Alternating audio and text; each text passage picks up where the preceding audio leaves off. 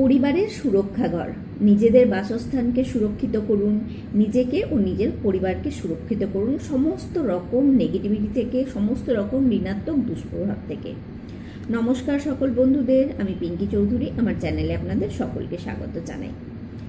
বন্ধুরা, আমরা সবাই কিন্তু সুরক্ষিত থাকতে চাই সমস্ত রকম ঋণাত্মক দুষ্প্রভাব থেকে, যে কোনো ধরনের সমস্যা থেকে নিজেদেরকে সুরক্ষিত রাখতে, নিজেদের বাসস্থানকে সুরক্ষিত রাখতে চাই। কারণ যে বাসস্থানে আমরা বসবাস করছি, সেই বাসস্থান যদি সমস্ত রকম নেগেটিভিটি থেকে সুরক্ষিত থাকে, তাহলে সেই বাসস্থানে শান্তি থাকবে, সুখ থাকবে, থাকতে ভালো লাগবে, এনার্জি পজিটিভ থাকবে।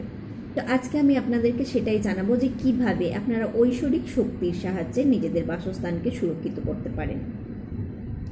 তো প্রথমেই বলি, এটা করার আগে যেটা বলছি সেটা হচ্ছে দুটো অ্যাফার্মেশন আছে, সেই দুটোকে আবার ব্যবহার করতে হবে একটু অন্যরকমভাবে। কিন্তু তার আগে আপনারা দুটো অ্যাফার্মেশন আছে, সেই অ্যাফার্মেশন দুটো লিখে নিন। আর একটা ছোট্ট প্রার্থনা আছে 1 থেকে 2 লাইনের, সেটা আপনারা লিখে নিন। প্রথম অ্যাফার্মেশনটা হচ্ছে যে পরমাত্মার শক্তি ও আশীর্বাদের সুরক্ষা কবচে আমাদের বাসস্থান ভেতর ও বাইরে থেকে সম্পূর্ণরূপে সুরক্ষিত আছে। এই ছোট্ট অ্যাফার্মেশনটা আপনাকে 3 বার বলতে হবে, লিখে নিন 3 বার। কখন কিভাবে বলতে হবে সেটা আমি আবার পুরো পরের ভিডিওতে জানাচ্ছি। দ্বিতীয় হচ্ছে পরমেশ্বরের শক্তি ও আশীর্বাদের সুরক্ষা কবচে সুরক্ষিত বাসস্থানে আমি ও আমার পরিবার সম্পূর্ণরূপে সুরক্ষিত আছি। এটা হচ্ছে দ্বিতীয় অ্যাফার্মেশন। আবার বলছি, আপনারা লিখে নিন।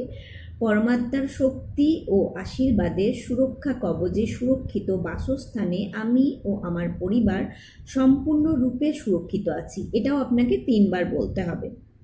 হয়ে গেছে। একটা প্রার্থনা আছে, প্রার্থনাটা লিখে নিন। এটাও আপনাকে 3 বারই বলতে হবে। কখন কিভাবে বলতে হবে সেটা আমি জানাচ্ছি। পরমেশ্বর আপনার ঐশ্বরিক শক্তি ও আশীর্বাদের সুরক্ষা কবচ দিয়ে আমাদের বাসস্থানকে সম্পূর্ণরূপে সুরক্ষিত করে দিন। এটাকেও আপনাকে 3 বার বলতে হবে, লিখে নিন। আবারও একবার রিপিট করে দিচ্ছি। পরমেশ্বর আপনার ঐশ্বরিক শক্তি ও আশীর্বাদের সুরক্ষা কবচ দিয়ে আমাদের বাসস্থানকে সম্পূর্ণরূপে সুরক্ষিত করে দিন। এটা হয়ে গেছে। এবার যেটা আপনাকে করতে হবে, এটা ব্যবহার বলে দিচ্ছি। যে কোনো সময় আপনি সকালে সব থেকে ভালো, বা যখন আপনি পারবেন, 24 ঘন্টায় আপনাকে একবার করতে হবে এবং এটা প্রতিদিন করতে হবে।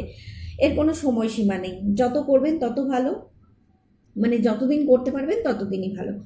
তো বলছি, প্রথমে এবার চোখ বন্ধ করে বসবেন, হাত দুটো জোর করে বসে প্রথমে প্রার্থনা করবেন পরমাত্মার কাছে, যেটা বলে দিয়েছি যে পরমেশ্বর আপনার ঐশ্বরিক শক্তি ও আশীর্বাদের সুরক্ষা কবচ দিয়ে আমার বাসস্থানকে সম্পূর্ণরূপে সুরক্ষিত করে দিন।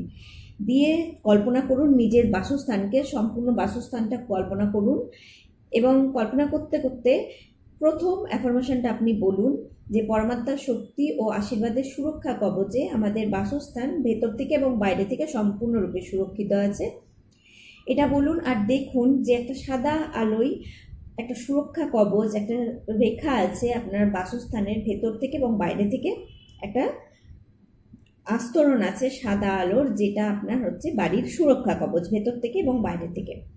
এবার যেটা করতে হবে, দ্বিতীয় অ্যাফার্মেশনটা বলতে হবে। এটা একটু বলবার আগে যে কাজটা আপনাকে করতে হবে, আপনি মনে মনে যেখান থেকে আপনাকে শুরু করতে হবে এই অ্যাফার্মেশনটা বলা, সেটা হচ্ছে আপনার বাড়ির যে প্রধান দরজা, মেন দরজা, যেটা দিয়ে আপনি আপনার বাসস্থানে প্রবেশ করছেন, সেই বাসস্থানের সামনে নিজের হাতটাকে কল্পনা করুন। হাতটা খোলা, দেখবেন আপনার হাতটা খোলা আছে, আপনি হাতটা আবার খুলে দিন। আর মনে মনে হাত দিয়ে আপনার এনার্জিটা যাচ্ছে, আপনি মনে করুন আপনার হাত দিয়ে এনার্জিটা, ঠিক আপনার হাতটা সেখানে আছে, সেখানে আপনার এনার্জি প্রবাহিত হচ্ছে হাত দিয়ে।